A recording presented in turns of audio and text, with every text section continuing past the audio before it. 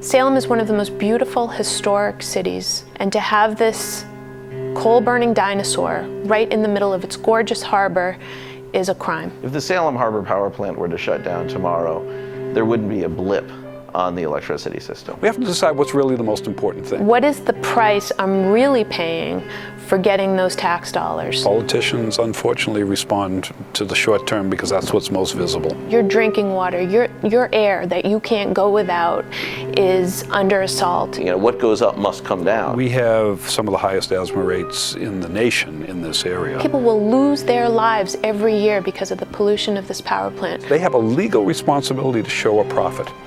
They do not have a legal responsibility to be moral. And that's a pretty scary thing to say.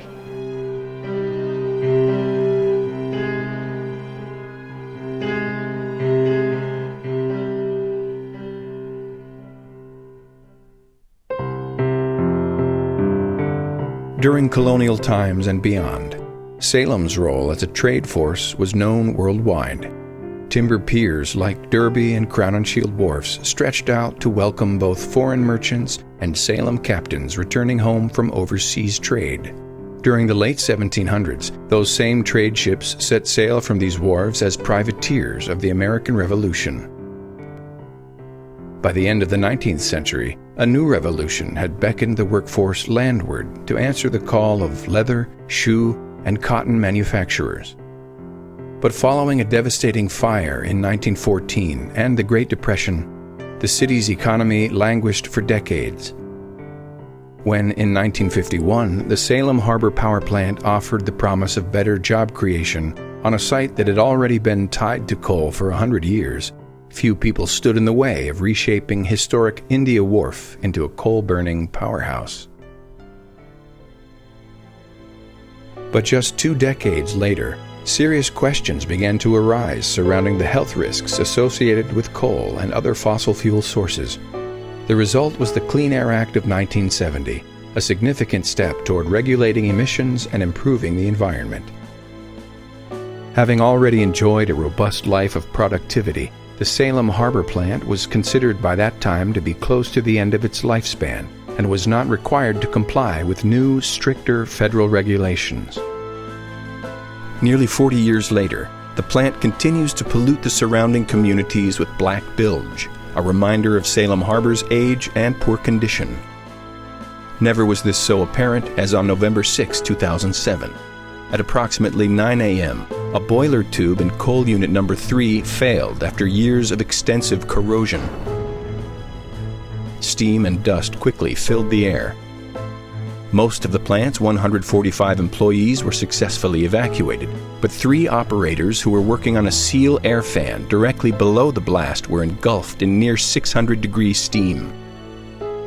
Within hours of the explosion, Philip Robinson, Mark Mansfield, and Matthew Indeglia were pronounced dead. Well, once upon a time, this plant was vital to the operation of the electricity grid, particularly right in Salem and in the nearby North Shore. That simply isn't true anymore.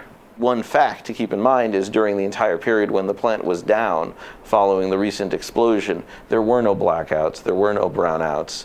The electricity system slid right along. All the power plants, like the Salem Harbor Power Plant, are integrated into the regional grid. Now, it does play a role, all power plants play a role in terms of meeting local electrical need. However, that need can be met through other means. Now, even the worst case models said that the plant was truly only needed during the hottest hours of the hottest day at the height of the summer. And in fact, through the energy efficiency efforts, through the demand response efforts that reduce demand during those key hours, more and more technologies and efforts are being deployed to eliminate the need for a power plant like the Salem Harbor Power Plant during those hours. In 2001, I believe, there was a study that was put out by the Harvard School of Public Health that drew a 30-mile radius around the Salem Harbor Power Plant, and what they did was they measured how many people each year will lose their life because of the pollution coming out of this power plant.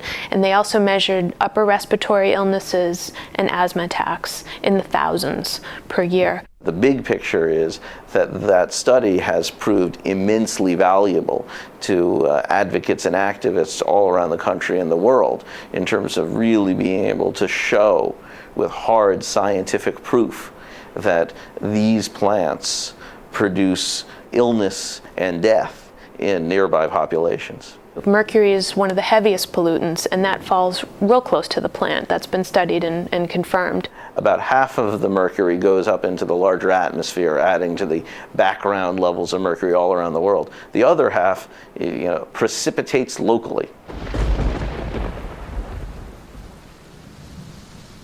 And that's a pretty scary thing to say, because as the public health scientist will tell you, there is no safe level of exposure to mercury. It's a neurotoxin that has been shown to decrease intelligence and slow development in children, and in sufficient quantities can cause very acute and serious health problems. We got to stop.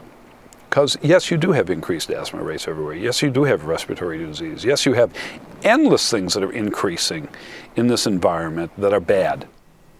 But I'll tell you one thing, I will not create jobs or hold jobs that kill people. And that plant kills people, and PG&E has been given a notice to have it cleaned up by 2004, and they have thumbed their nose at the people of Massachusetts and Salem Harbor by not cleaning it up on time. So we're saying, clean it up on time, do the job for the community, invest in cleaning technology, invest in clean gas power. Continued pressure from activists and citizen groups brought about some emissions reductions following Romney's Salem visit.